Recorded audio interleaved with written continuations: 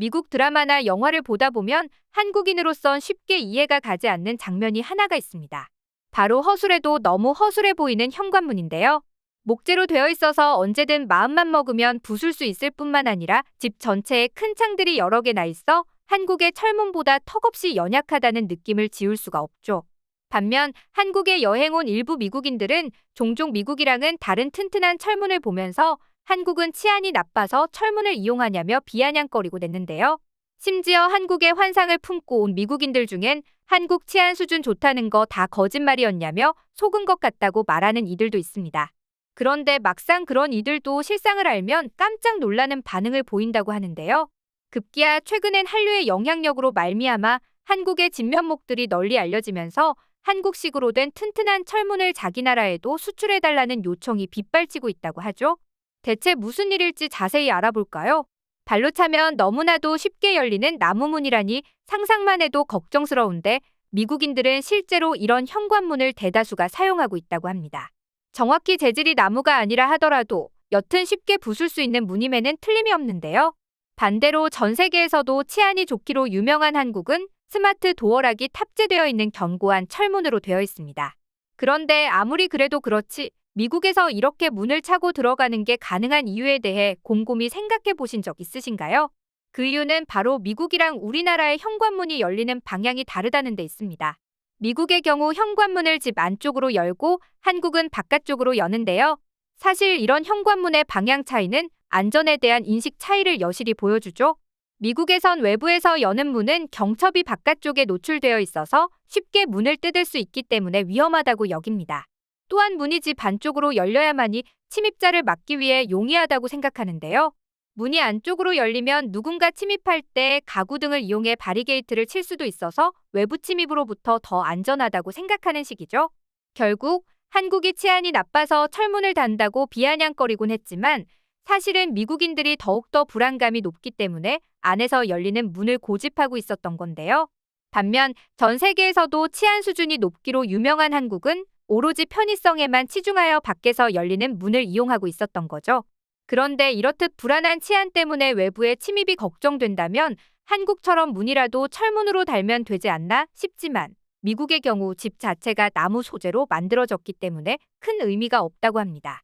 집 자체의 목조 건물이라 어차피 누가 침입하려고 마음먹으면 창문을 깨든 나무벽을 망치로 깨부수든 할 수 있기 때문에 튼튼한 현관문을 다는 게 보안에 별로 효과가 없기 때문에 그냥 두는 것이라고 하죠. 심지어 2019년 전미주택건설협회 조사에 따르면 미국 주택의 90% 이상이 목조주택이라고 하니 그 비중이 엄청나다는 걸 알 수 있는데요. 그런데 미국인들이 이렇게 보안에 허술한 목조주택을 불안에 떨면서도 계속 고집해오는 이유가 뭘까요? 이는 미국에서는 목조주택을 짓는 것이 가격이 가장 저렴하기 때문이라고 합니다. 2020년 미국의 산림 면적은 약 3억 1천만 헥타르로 전 세계 면적의 8%를 차지하며 연간 약 3억 7천만 톤의 나무를 생산하는 것으로 알려졌는데요.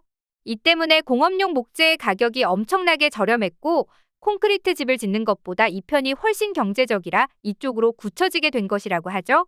그래서 미국에는 예로부터 콘크리트 기술자가 별로 없었다고 합니다. 숙련공이 반드시 필요한 콘크리트나 벽돌 건물에 비해 목조주택의 경우 상대적으로 덜 전문적인 노동으로 지을 수 있고 그렇다 보니 자연스럽게 콘크리트 관련 인건비 역시 비싸질 수밖에 없다고 하죠. 게다가 한번 고장이 났다 하면 콘크리트 건물의 경우 엄청나게 일이 커지는 반면 나무집은 비교적 간단히 처리가 가능했다고 합니다. 이것이 우리나라와 달리 미국의 목조주택이 많아진 이유 중 하나로 자리매김했죠. 그런데 이렇게 목조주택을 선호하던 미국인들이 얼마 전 크게 데인 일이 있었는데요. 바로 올해 초 미국을 덮친 대규모 산불 사태였습니다. 당시 최소 화재 지역에서 1000채가 넘는 주택이 전소되며 엄청난 재산 인명피해를 입었는데요.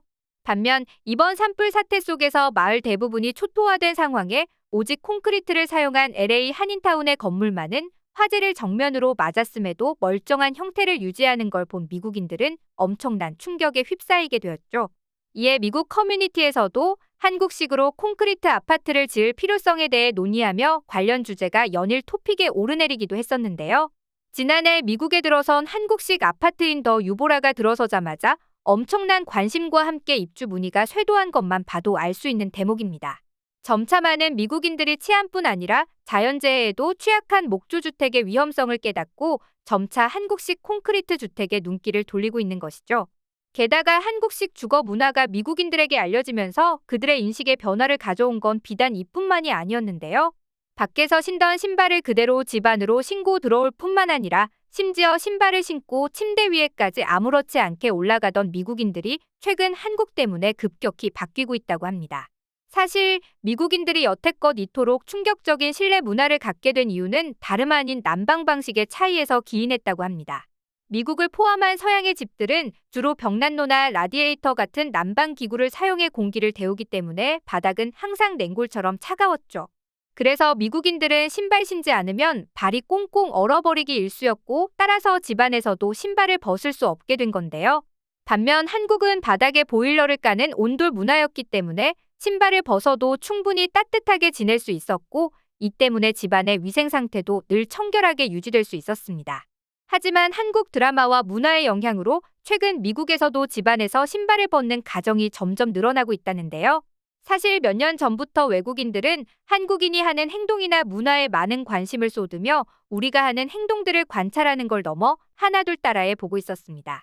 예를 들어 오징어 게임 속 전통 놀이들이 외국인들 사이에서 큰 유행이 되었던 것처럼 말이죠. 그리고 한국인들이 미드를 보면서 실내에서 신발을 신는 장면에 큰 충격을 받았듯 미국인들도 K 콘텐츠를 시청할 때 무조건 신발을 벗고 집 안으로 들어가는 장면을 유심히 관찰했는데요. 물론 처음에는 이해가 안 가는 상황이었지만 이내 한국인들이 위생 문제 때문에 신발을 벗는다는 것을 알게 되면서 한국인처럼 신발을 벗는 것을 하나둘 시도하기 시작했습니다. 그리고 그 시도의 결과는 상상 이상이었죠. 신발을 벗는 것이 위생과 청결에 있어 엄청난 변화를 가져온 건데요. 실제로 신발을 벗고 생활하자 집안의 공기질도 좋아지고 바닥도 깨끗해졌다는 후기가 미국인들 사이에서 급격히 확산하기 시작했습니다. 카펫도 훨씬 깨끗하게 유지되고 바닥에 먼지도 덜 쌓이니까 청소할 때도 더 수월해진 건 물론이었죠. 게다가 한국식 난방을 도입한 것도 이런 유의미한 변화를 이끌어내는데 한몫했습니다. 미국이나 유럽의 경우 점차 신축 건물에 한국의 온돌 시스템이 속속 도입되고 있는 중이라는데요. 심지어 가정을 넘어 항공기 경납고 소아병원, 실내 경기장에까지 한국식 난방이 도입되는 사례가 늘면서 실내에서 신발을 벗는 한국의 문화를 점차 수용하기 시작했죠.